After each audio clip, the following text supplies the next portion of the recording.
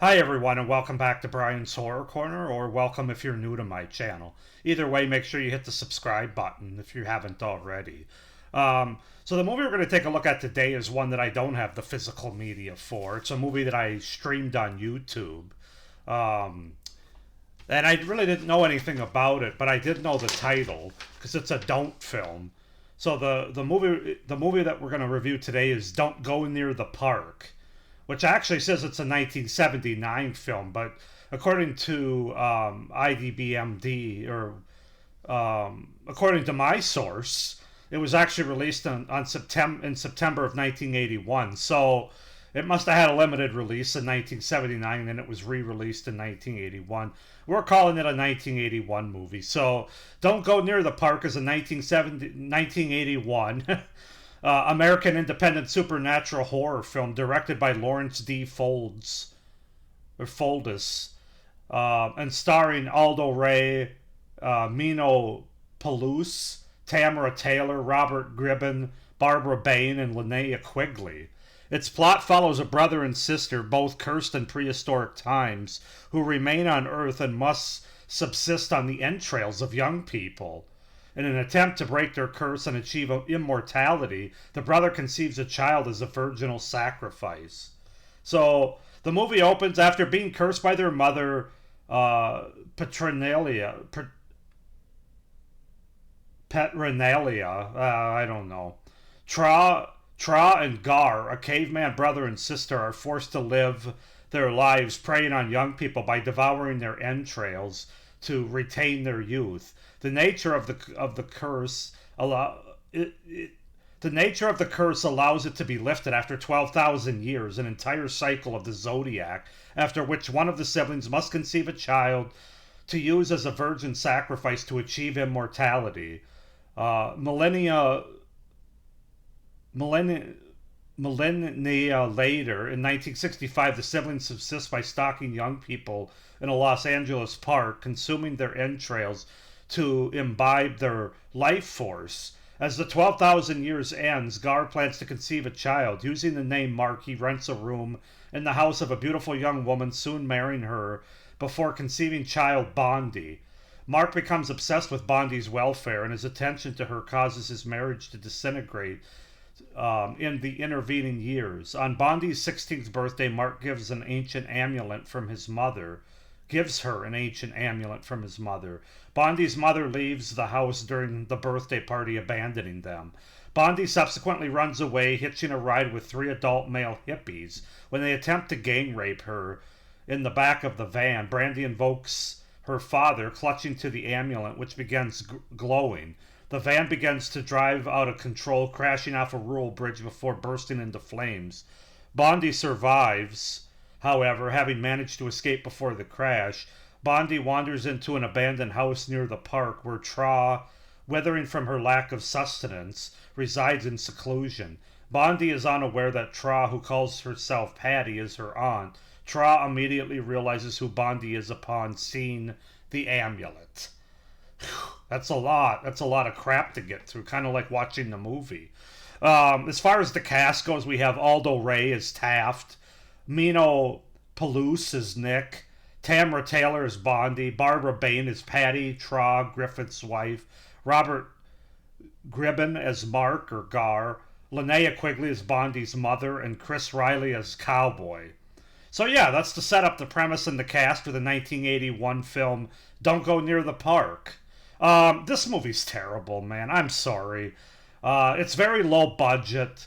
That's not what makes it terrible, but it's just, I don't know. It's so ridiculous, so over the top, and just,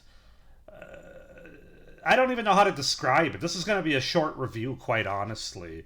Not a movie that I'm going to be adding to my collection anytime soon. Let's just leave it at that. As far as pros go, or things to like about the movie, I really had to dig. There are some decent gore scenes with these siblings having to rip out their victims' stomachs to eat their intestines and their entrails in order to maintain their youth. Those are pretty well done as far as the gore standpoint goes. The movie's not without its charm. It has that late 70s sort of feel. I don't know how to describe it other than that. It's just got It's got that late 70s, early 80s charm that some people might find entertaining. Um, Things do move at a pretty brisk pace, I'll say, especially in the first half hour or so. Um, so it doesn't drag, I'll say that much. Overall, the movie isn't too long, about 80 minutes. Can you tell I'm scraping the bottom of the barrel here?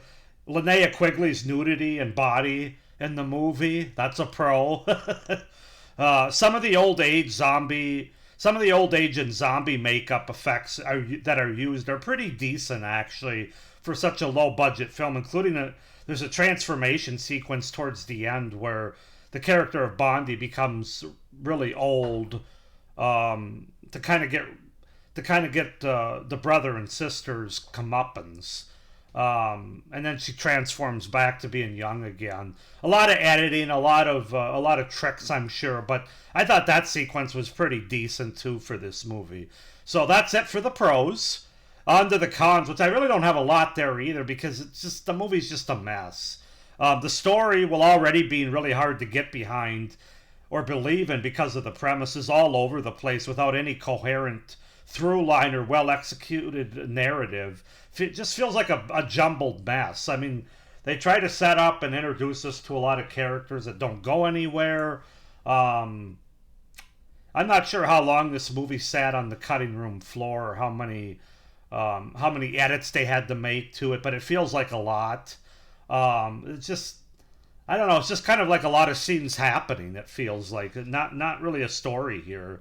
The acting is pretty bad, mostly unknowns given the low budget probably, but not very good acting. Some of the scenes aren't shot all that well either, especially the night scenes. They're too dark, can't really see anything. Some of the effects are really laughably bad. The supernatural effects mostly. Like there's a scene towards the end of the movie where the brother and sister are shooting like these white lights out of their eyes, like lasers, I guess. And my God, does that look terrible? It's just really bad. It just feels like a lot of stuff is happening in this movie that absolutely goes nowhere. I mean, I don't really know what else to say about the movie. I mean, I'm trying to think here quickly if I could come up with anything else. No, there's nothing great about it from a technical standpoint. It's a low budget. I understand that. Some people might find charm with this movie. I'm not really one of them. You know, if I ever watch it again, it'll definitely be streaming on YouTube and not paying anything for it. It's just kind of a forgettable supernatural movie from 1981, in my opinion. Again, I think low budget supernatural movies are hard to do because I almost feel like with that kind of movie, you need a little bit more budget to pull it off. Like with a slasher film, I think you can get away with a low budget. But supernatural movies, I find that, in my experience anyway, I find the low budget nature of those movies to be more difficult. I'm going to give Don't Go Near the Park a 5 out of 10. It's definitely one of the least don't movies, one of the lesser don't movies, I should say. Now, I haven't seen even a quarter of them. But I can't imagine that there's other ones that are worse than this. So 5 out of 10 for Don't Go Near the Park from 1981. Go ahead and comment down below if you've seen this movie, if you like it more or less, why not. Please like this video, hit the little notification bell, and subscribe to my channel if you haven't already, so you don't miss any of the upcoming reviews for this series, or any of my other great horror content that I have coming out for the rest of the year and beyond. So, with that being said, this is a short review, because I just don't have that much to say about this movie. Yeah, but thank you for watching. I hope you're enjoying the series, and as always, stay scared. Bye.